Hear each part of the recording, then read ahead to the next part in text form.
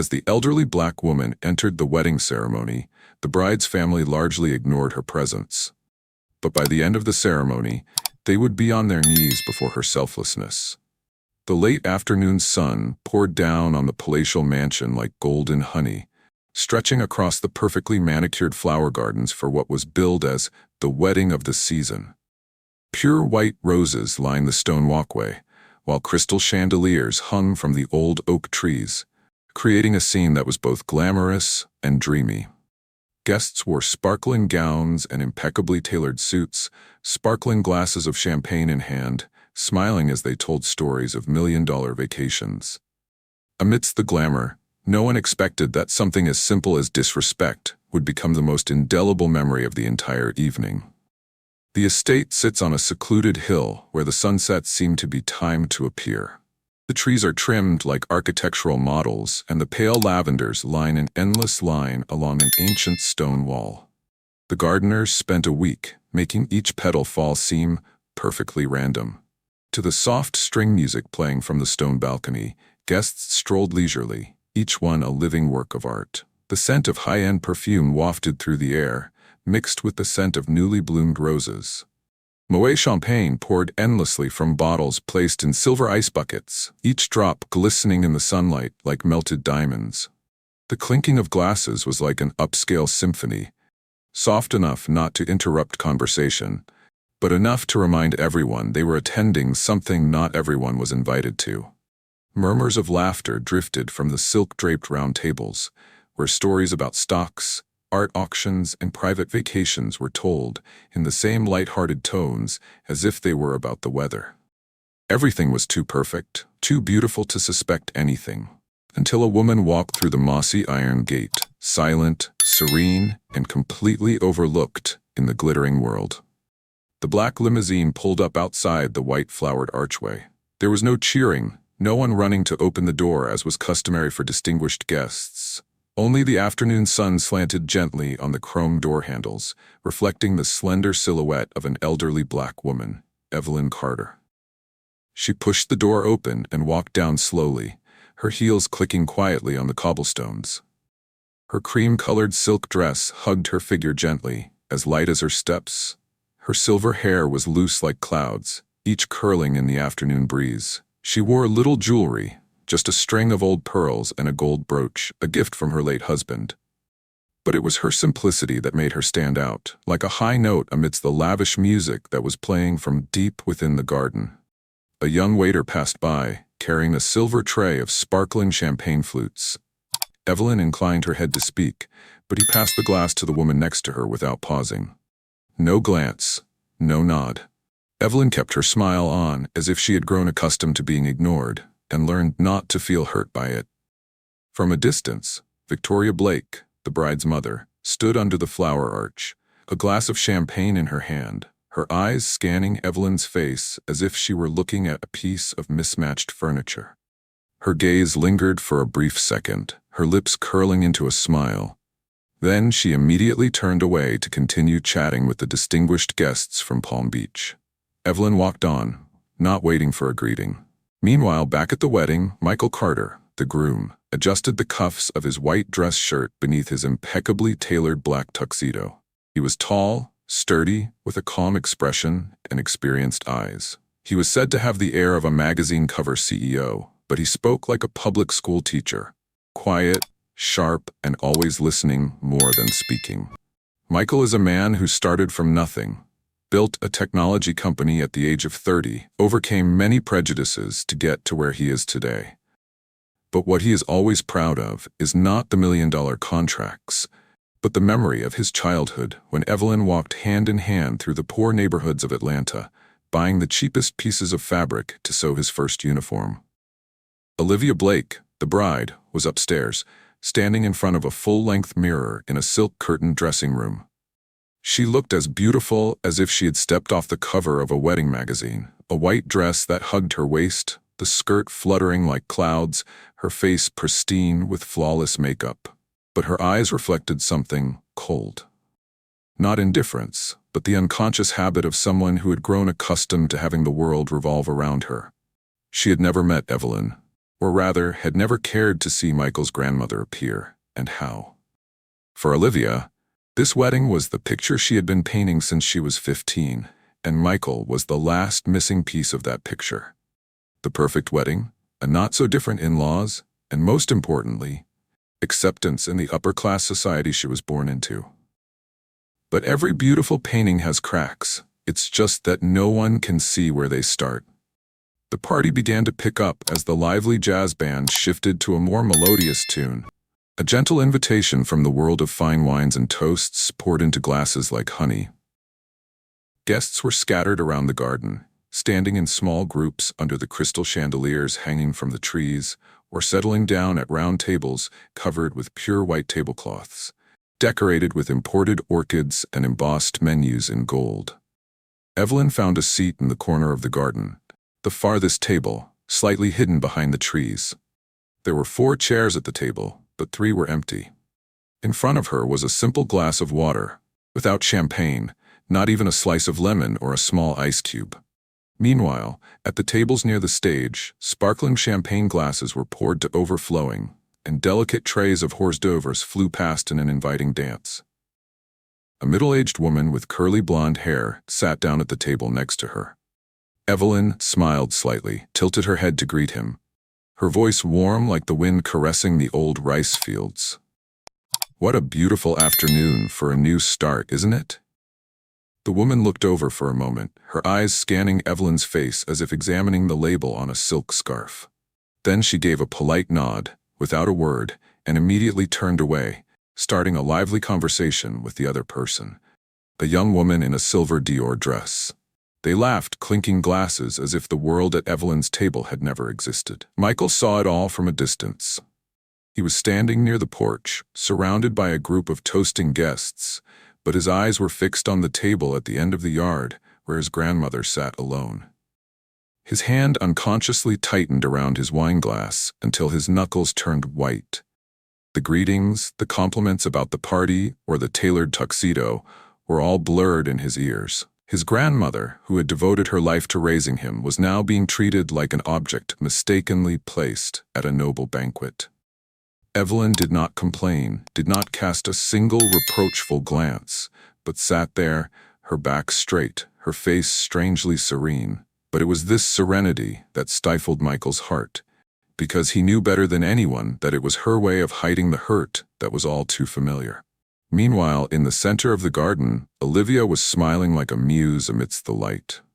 Wearing a wedding dress that hugged her sculpted figure, her hair pulled back into a high bun and adorned with a crystal crown, she was chatting animatedly with her close friends from Yale.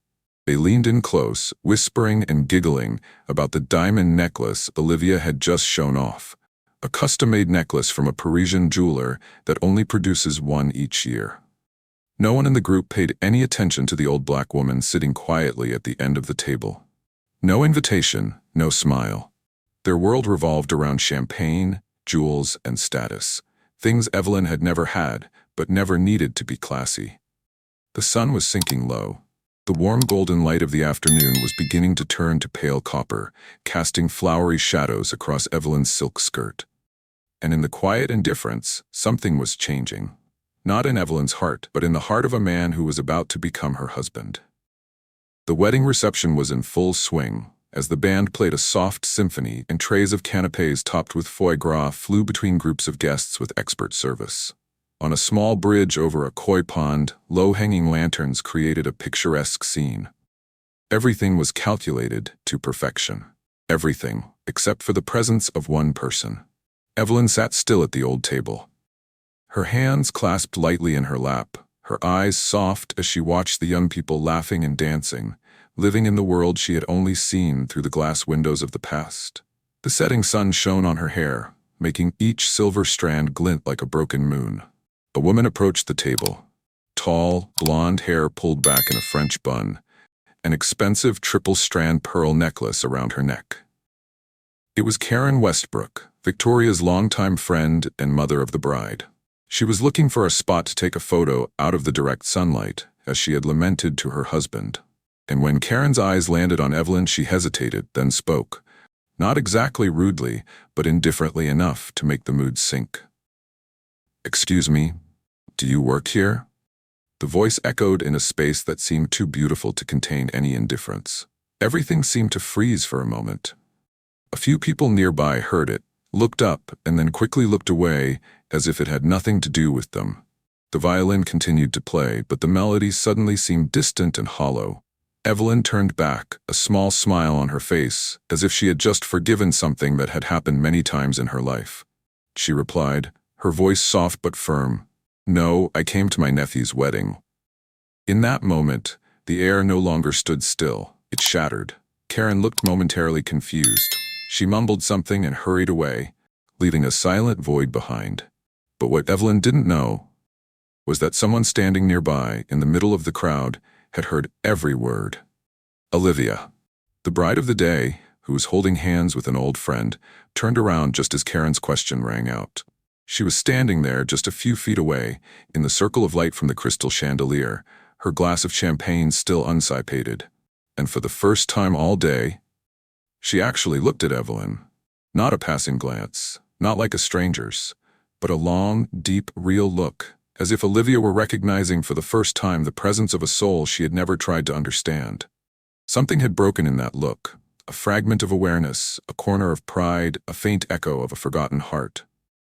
Evelyn did not look back. She was still smiling, her hand still resting lightly on the lap of her pale cream dress. But even Olivia, proud and self-assured as she was, could tell that this was not a smile that needed to be protected. It was the smile of someone who had grown accustomed to being defined by false looks, but had never let it diminish her dignity. A gentle wind blew through the garden. White petals fell onto Evelyn's table like an apology from nature itself for the silence of humans. Under the canopy of an old oak tree, where the afternoon sunlight cast a soft golden carpet over the ground covered with fallen petals, Olivia stopped. Before her was the image of Evelyn, her slender figure sitting quietly on an old wooden chair, her hands resting lightly on her lap, her eyes turned to the distant garden where the laughter had become a distant mist. Her navy coat fluttered gently in the wind, like a piece of memory that no one bothered to look back on. Olivia approached.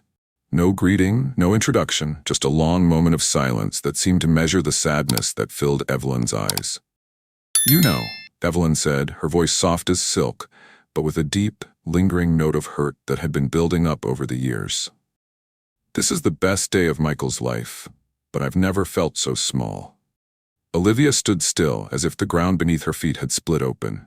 All the looks, all the smiles, all the champagne glasses raised. Now there was only one simple sentence that weighed as much as 1,000 accusations. She was speechless, their hands clenched together involuntarily. For the first time that day, not because of the beauty of the white roses or the live jazz band, but because of an undeniable truth, Olivia felt something melt in her heart. "I'm sorry," she whispered, her voice almost shaking, "for letting that happen." Evelyn did not answer immediately.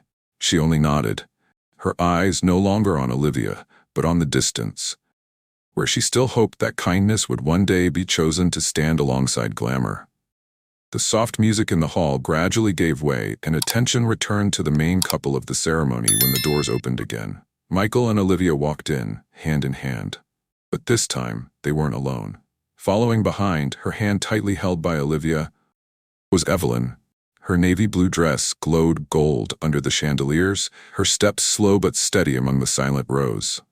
All eyes were on them, but no longer with indifference or suspicion, but with amazement and a little, silent admiration.